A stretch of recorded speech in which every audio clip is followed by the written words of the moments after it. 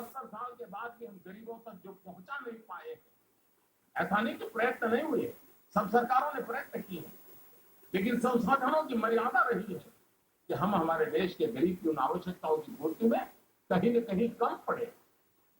अगर हम संसाधनों को सुव्यवस्थित ढंग से, और बोझ किसी एक पर न जाए, बोझ स्प्रेड हो जाए, हॉरिजॉन्टल जितना हम स्प्रेड करें उतना ही देश को वर्टिकल ले जाने की सुविधा बढ़ती है, और इसलिए उस दिशा में जाने का काम, अब वो कच्चा बिल पक्का बिल सारी चीजें खत्म हो जाएंगे, बड़ी सरलता हो जाएगी। और मुझे विश्वास है छोटे मोटे व्यापारी भी ये जो गरीब को बेनिफिट मिलने वाला है वो जरूर उसको ट्रांसफर करेंगे, ताकि गरीब का भला हम लोगों का आगे बढ़ाने के लिए बहुत बहुत काम आने वाला है। कभी कभी आशंकाएं होती हैं कि ये नहीं होगा, जितना नहीं होगा, फला नहीं होगा। हमारे देश में हम जानते हैं कि जब 10th और 12th के रिजल्ट ऑनलाइन देने की शुरुआत की और एक साथ सब गए, जब तो सारा हैंगअप हो गया और दूसरे दिन खबर यही बन गई कि ऐसा हो गया। आज भी काफी ऐसी चर्चा होती है। ये बात ठीक है कि हर किसी को टेक्नोलॉजी नहीं आती, लेकिन हर परिवार में 10वीं 12वीं का अगर विद्यार्थी है तो उसको ये सारी चीज आती है। तो मुश्किल काम में इतना सरल है, घर में 10वीं 12वीं का विद्यार्थी भी रहता है तो चीजें छोटे से व्यापारी को भी और वो मदद कर सकता है रास्ता निकलना। जो लोग आशंकाएं करते हैं, मैं कहता हूं कृपा करके ऐसा मत करो। अरे आपका पुराना डॉक्टर हो, आप उसी से आंखें लगातार चेक करवाते हो, वही हर बार आपके नंबर निकालता हो, आपका चश्मा बनाने वाला भी निश्चित हो, आप आपके नंबर बनवाते हो, और फिर भी जब नया नंबर वाला चश्मा आता है तो एक आध 2 दिन तो आंख ऊपर नीचे करके एडजस्ट करना पड़ता है।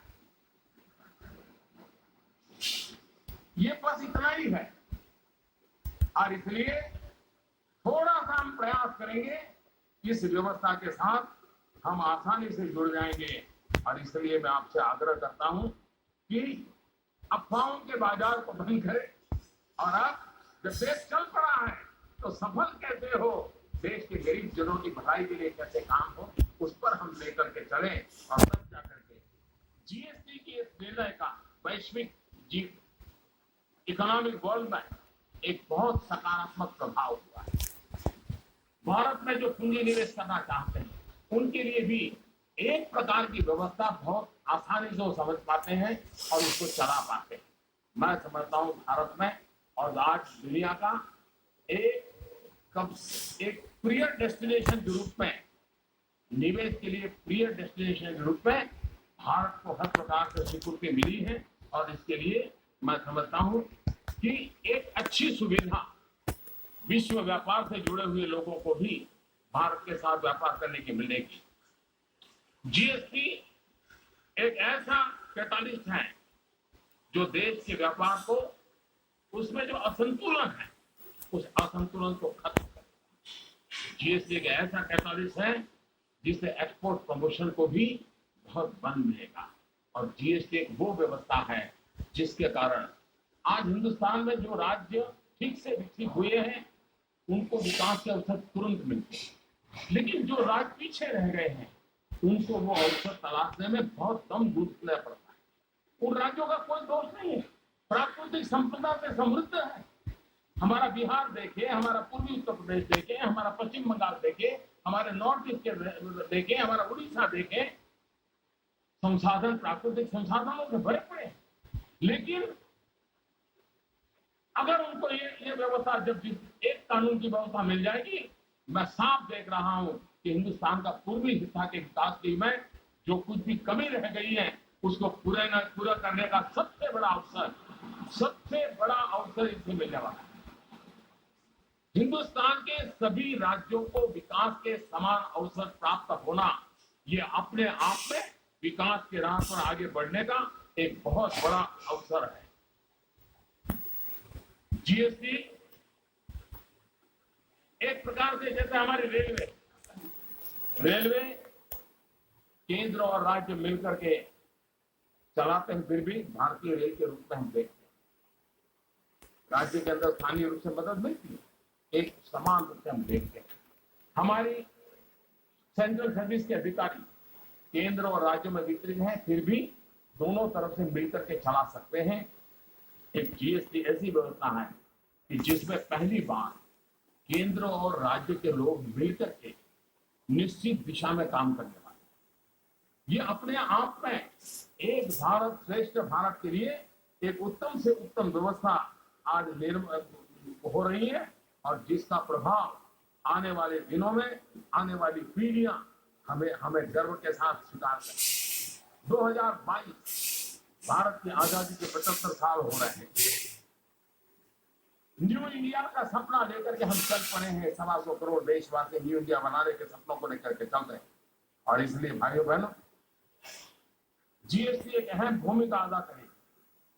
और हम लोगों ने जिस प्रकार से प्रयास किया, लोकमान्य तिलक जी ने जो गीता रहस्य लिखा है, उस गीता रहस्य के समापन में उन्होंने वेद का एक मंत्र को उसमें समाहित किया है, और उस वेद का मंत्र आज भी हम लोगों के लिए प्रेरणा देने वाला है।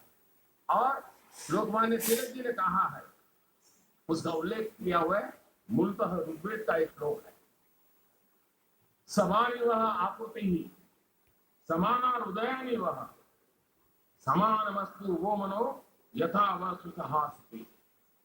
आप लोगों का संकल्प, निश्चय और भाव, अभिप्राय एक समान रहे, आप लोगों के हृदय एक समान हो, जिससे आप लोगों का परस्पर कार्य सर्वत्र एक साथ भली प्रकार से हो सके। इस भाव से लोकमान्य तिलक जी ने भी हमें आज परिणाम दिया है। जीएसटी न्यू इंडिया की एक टैक्स व्यवस्था है। जीएसटी डिजिटल भारत की टैक्स व्यवस्था है। जीएसटी सिर्फ ईज ऑफ डूइंग बिजनेस नहीं है, GST way of doing business की भी एक दिशा दे रहा है। जीएसटी सिर्फ एक टैक्स रिफॉर्म नहीं है, लेकिन वो आर्थिक रिफॉर्म का भी एक अहम कदम है।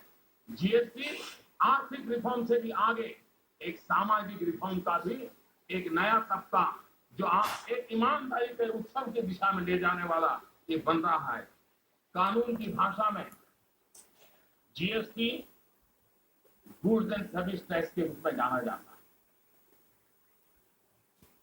लेकिन जीएसटी से जो लाभ मिलने वाले हैं, और इसलिए मैं ये कहूंगा कि कानून भले कहता हो कि गुड्स एंड सर्विस टैक्स, लेकिन हकीकत में ये गुड एंड सिंपल टैक्स है। और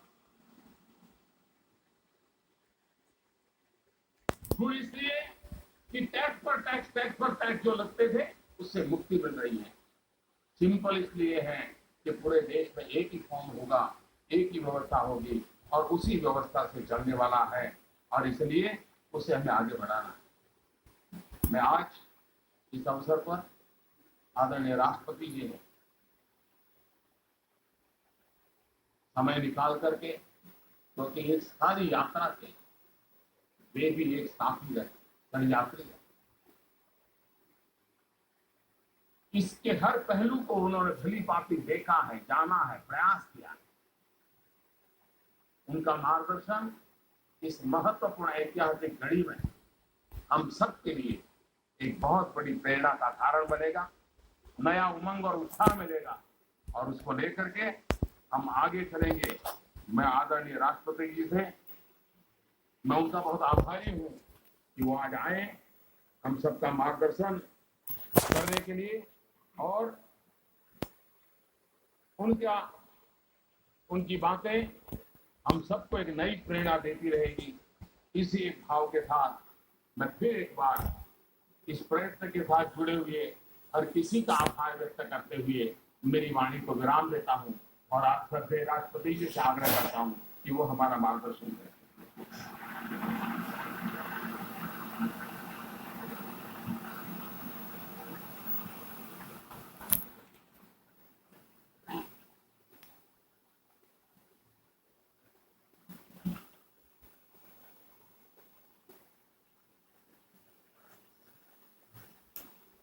Shri Mohammad Hamid Ansari, Vice President of India, Prime Minister Sri Narendra Modi, former Prime Minister Sri H.D. Deve Gowda, Srimati Sumitra Mahajan, Speaker Lok Sabha, Sri Arun Jaitley, Finance Minister, India, Union Ministers, Members of Parliament, distinguished guests, ladies and gentlemen.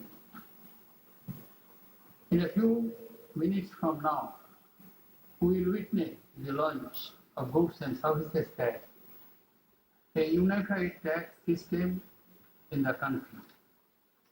This historic moment is the culmination of 14-year-long journey which began in December 2002 when the Calcutta Task Force on Indirect Taxes suggested a comprehensive goods and service tax based on the value-added tax principle. The proposal to introduce the GST was first mooted in the budget speech for the financial year 2006-07. Since the proposal involved restructuring and reform of not only the indirect taxes levied by the center but also the state, the responsibility of preparing a design and plan of action for the implementation of GST was assigned to the Empowered Committee of State Finance Ministers, which had been formed earlier for the implementation of the value-added tax. The Empowered Committee released the first discussion paper on goods and service tax in November 2009. Friends, ladies and gentlemen, the introduction of GST is a momentous event for the nation. It is also a moment of some satisfaction for me personally, because as Finance Minister, I had introduced the Constitution Amendment Bill on 22nd March 2011. I was closely involved in the design and implementation and the occasion to meet the Empowered Committee of State Finance Ministers formally and informally as many as 16 times. I also met the Chief Ministers of Gujarat, Bihar, Andhra Pradesh and Maharashtra a number of times, and I have a vivid recollection of those meetings and the various matters that were raised, given the magnitude of the task which spans constitutional, legal, economic and administrative